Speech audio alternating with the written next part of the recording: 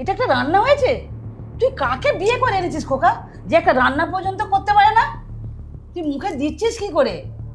আমি বৌমাকে বলে আবার রান্না করাচ্ছি। এগুলো মুখে দেয়া যায়? মা একটু শান্ত হও প্লিজ। এতটাও তরকারিটা খারাপ হয়নি যে মুখে দেওয়া যাবে না। আজকের দিনটা একটু কষ্ট করে খেয়ে নাও। তোর বউ তুই যা দীক্ষেতা করতে পারিস, কিন্তু আমার পক্ষে এই তরকারি খাওয়া সম্ভব নয়। রান্না ঠিক আছে তো? হ্যাঁ ঠিক আছে, ভালো হয়েছে। আর কিছু দেবো? না না, আর কিছু লাগবে না, সব ভালো হয়েছে।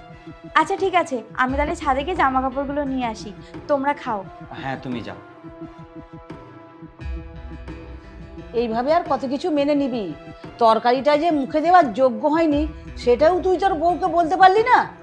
মা আমি মানছি তরকারিটা একটু নুন বেশি হয়ে গেছে, কিন্তু একদম যে মুখে দেওয়া যাবে না সেরকম হয়নি। আমি ওর হয়ে তোমার কাছে ক্ষমা চেয়ে নিচ্ছি। আজকের দিনটা তুমি একটু খেয়ে নাও ম্যানেজ করে। আমি ক্ষমা চাইছি মানেটা কি? আর আজকের মতো খেয়ে নাও মানে তুই কি বলতে চাইছিস? তোর বউ যেমন তেমন করে রান্না করে দেবে আর আমাকে কি সেটা খেয়ে নিতে হবে? মা ও কি যেমন তেমন করে রান্না করে? করে না তো, অনেক পরিশ্রম করে রান্না করে এবং বাড়ির সমস্ত কাজও করে, একটুও ফাঁকি মারে না। ছেলের স্কুলের টিফিন, তোমার আমার খাওয়া দাওয়া, কাপড় কাচা, বাসন মাজা সব কিছু নিজের হাতে করে। তাতে কি হয়েছে? আমরাও কি বাড়ির কাজকর্ম করিনি নাকি? আমরাও এক হাতে বাড়ির সব কাজকর্ম সামলেছি। দেখো, ও যদি রান্না না করতো তুমি ওকে বলতে পারতে, কিন্তু ওর প্রত্যেক দিন রান্না করে।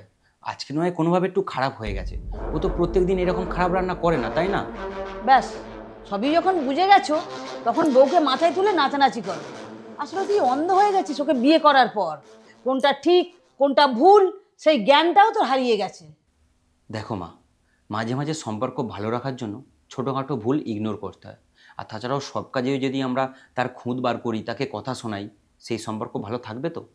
আমরা নিজেদের লোক হয়ে এগুলো যদি একটু অ্যাডজাস্টমেন্ট করে নিই, তাহলে সেটা ভালো নয় কি? আর তাছাড়াও আমরা সব কাজ কি নিখুঁত করতে পারি? শোন, তুই তোর বউয়ের প্রেমে পড়ে 7 খুন মাফ করে দিতে পারিস, কিন্তু আমি পারবো না। তাকে তো বাইরের 1000 টাকা সামলাতে হয় না, তাই সেই বাড়ির এতটুকু কাজও ভালো করে করতে পারবে না? আমি যখন ছোট ছিলাম, তুমি আমাদের বাড়িতে একদিন পোলাও বানিয়েছিলে, আর সেই পোলাওতে একটু চিনি বেশি হয়ে গেছে বলে বাবা তোমাকে কত কথা শুনেছিল, তুমি কত কষ্ট পেয়েছিলে। তুমি আমাকে কাঁদতে কাঁদতে বলছিলে এত কষ্ট করে পোলাও বানিয়েছি, তোর বাবা সেটা দেখলো না। আমি তোমাকে এটাই বোঝাতে চাইছি, আমরা যদি একটু অ্যাডজাস্ট করে নিই তাহলে মেয়েটাকে কষ্ট পেতে হবে না। আর না হলে মুখের ওপর তো বলেই দেওয়া যেতে পারে। জামা কাপড়গুলো তোলা হয়ে গেছে, এবার একটু খেয়ে নেবো, তারপর বাসনগুলো মেজে ঘরটা ঝাড় দিয়ে দেবো। আচ্ছা তুমি খেয়ে নাও। আর রান্না কেমন হয়েছে বললেন না তো মা? রান্না খুব ভালো হয়েছে বৌমা, আমার খুব ভালো লেগেছে। থ্যাংক ইউ মা। আর একটু দেবো কিছু? তুমি অনেক পরিশ্রম করেছো, এবার তুমি খেয়ে নাও। আর বাড়ির কাজ করতে গিয়ে তোমার উপর যথেষ্ট প্রেশার পড়েছে, তাই আমি ঠিক করেছি এবার আমি একটা রান্নার কাজের লোক রাখবো, তাতে তোমার অনেক হেল্প হবে। এ বাবা, না না, এই তো কটা কাজ আমি ঠিক করে নেব, আপনাকে কোনো লোক রাখতে হবে না।